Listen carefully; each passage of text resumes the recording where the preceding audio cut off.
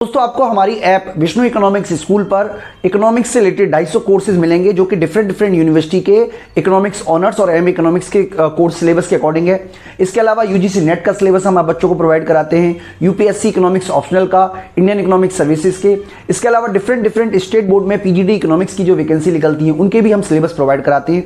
तो ये सारे के सारे कोर्स आपको हमारी ऐप विष्णु इकोनॉमिक्स स्कूल में मिलेंगे। दोस्तों इस वीडियो में मैं आप बच्चों को समझाऊंगा नेशनल वेल्थ के बारे में। तो हालांकि हमने नेशनल वेल्थ के ऊपर ऑलरेडी काफ़ी सारी वीडियो बना रखी हैं, लगभग 3 वीडियो करीब बना रखी हैं जो कि दिल्ली यूनिवर्सिटी के स्टूडेंट के लिए हैं। लेकिन यहाँ पे हम स्पेसिफिक नेशनल वेल्थ का मीनिंग बता रहे हैं ताकि अगर आप किसी कंपटीशन की तैयारी कर रहे हो तो आपको कम से कम ये आइडिया तो हो कि नेशनल वेल्थ क्या होती है। तो आप ज़रूर इस टॉपिक को तैयार कीजिएगा अगर आप यूजीसी नेट की या पीजीडी की तैयारी कर रहे हैं। तो ये सारे कोर्सेज भी बच्चों हम प्रोवाइड कराते हैं जो कि आपको हमारी एप्लीकेशन में मिल जाएंगे। तो मैं आपको कंसेप्ट के ऊपर ले चलता हूँ और समझाता हूँ बहुत ही सिंपल तरीके से कि आखिरकार नेशनल वेल्थ क्या होती है। देखिए, जो नेशनल इनकम है वो एक आप कह सकते हैं एक तरीके का फ्लो कंसेप्ट है, उसको एक पीरियड ऑफ टाइम में मेजर करते हैं। लेकिन जो नेशनल वेल्थ है ये पॉइंट पे मेजर करते हैं, ये एक स्टॉक कंसेप्ट है। तो एक पर्टिकुलर टाइम पे यानी कि एक पर्टिकुलर टाइम पे इसको मेजर किया जाता है। जैसे मान लीजिए अगर आज की हम बात करें तो 2022 जुलाई 20 को कितनी जीडीपी है, या सॉरी जीडीपी नहीं, कितनी वेल्थ है ये कैलकुलेट किया जाता है। तो हमेशा आप याद रखिएगा कि इसको हमेशा एक स्टॉक कंसेप्ट है और एक तरीके से आप कह सकते हो एक पॉइंट ऑफ टाइम पे ही आप मेजर करते हो। तो इसके अंदर क्या क्या चीज़ें आती हैं पहले हम वो समझ लेते हैं। इसके अंदर आता है कि जो देश का रेजिडेंस है, अब आपको पता होगा बच्चों रेजिडेंस ऑफ कंट्री क्या होता है, हमने ऑलरेडी समझाया हुआ है। देश का जो रेजिडेंस है उसकी जो फिजिकल असेट्स है, टोटल फिजिकल असेट्स देश के अंदर, और नेट जो पैसा है उसका विदेशों में, उसको बोलते हैं नेशनल वेल्थ। यानी कि नेशनल वेल्थ में क्या आएगा कि देश के अंदर जो टोटल असेट्स है, मतलब मकान, रोड, सड़कें, पुल, पहाड़, सबकी कोई ना कोई मार्केट वैल्यू है।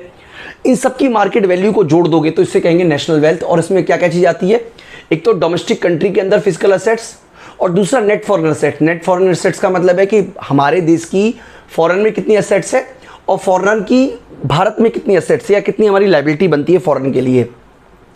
तो इसको जोड़ के हम बोलते हैं नेशनल वेल्थ। यानी कि सिंपल शब्दों में कहें नेशनल वेल्थ क्या होती है, तो एक देश के रेजिडेंस का या एक देश के लोगों का विदेशों में जो पैसा है या विदेशों में जो संपत्ति है, नेट संपत्ति विदेशों में जो है, और देश के अंदर जो संपत्ति है उसको जोड़ दें तो उसको बोलते हैं नेशनल वेल्थ।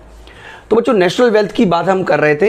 तो नेशनल वेल्थ जो है वो हमने आपको बताया, domestic financial assets held by residence are not part of domestic physical assets. आप याद रखिएगा बच्चों, अगर कोई डोमेस्टिक फाइनेंशियल असेट्स है, मान लीजिए आपके पास टाटा के शेयर हैं या रिलायंस के शेयर हैं, तो उसको आप कह सकते हो इस तरीके से नेशनल वेल्थ नहीं बोलोगे, क्योंकि रिलायंस की लायबिलिटी है और मेरी असेट्स है। तो इस केस में ये नेलिफाई हो जाता है, ख़त्म हो जाता है।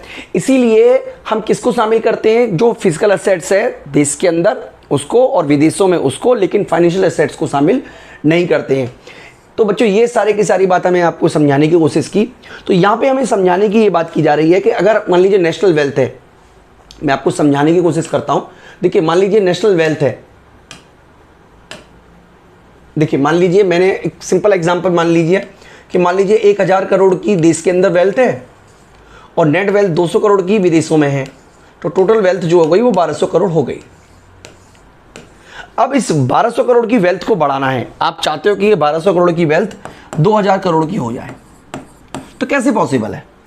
पॉसिबल है 2 तरीके से। नंबर 1 कि जो प्राइस है वेल्थ का वो बढ़ जाए, प्राइस बढ़ जाए, यानी कि जो एग्जिस्टिंग वेल्थ है अगर उसका प्राइस बढ़ जाएगा तो डेफिनेटली आपकी वेल्थ जो है वो बढ़ जाएगी। और दूसरा तरीका भी है। दूसरा तरीका क्या है कि आप क्या करो, सेविंग करो,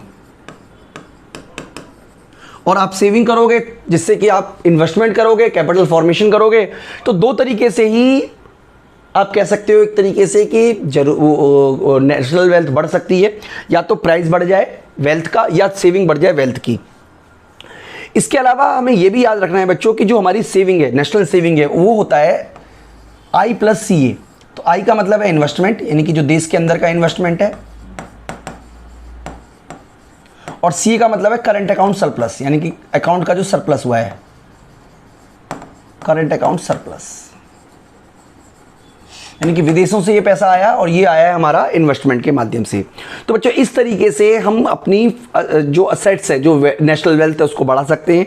यानी कि हमें यहाँ पे लिखा हुआ है कि this equation so that national income has to uses.